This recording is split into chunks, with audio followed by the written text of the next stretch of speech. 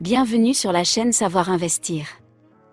Pensez à vous abonner et à activer la cloche de notification pour recevoir nos nouvelles vidéos. En cas de carambolage, un constat par accident.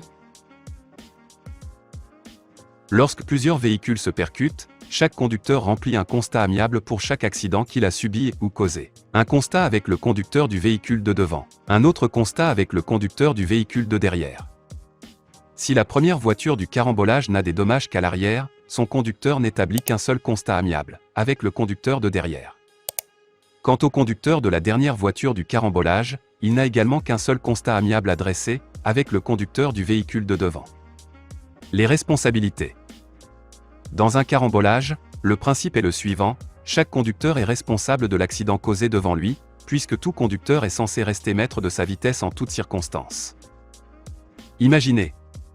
L'une des voitures a réussi à éviter le carambolage en virant à droite ou à gauche sans percuter personne.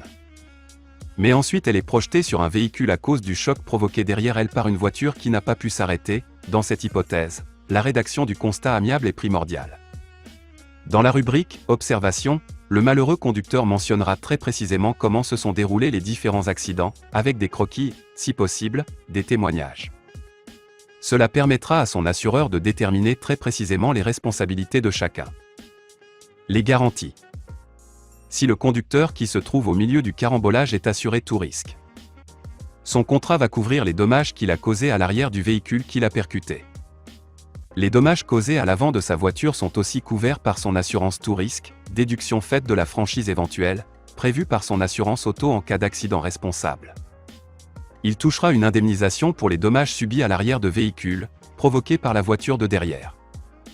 En revanche, si le conducteur n'est assuré qu'au tiers, seuls les dommages de sa victime sont pris en charge, lui-même ne sera indemnisé que pour les dommages subis à l'arrière de sa voiture.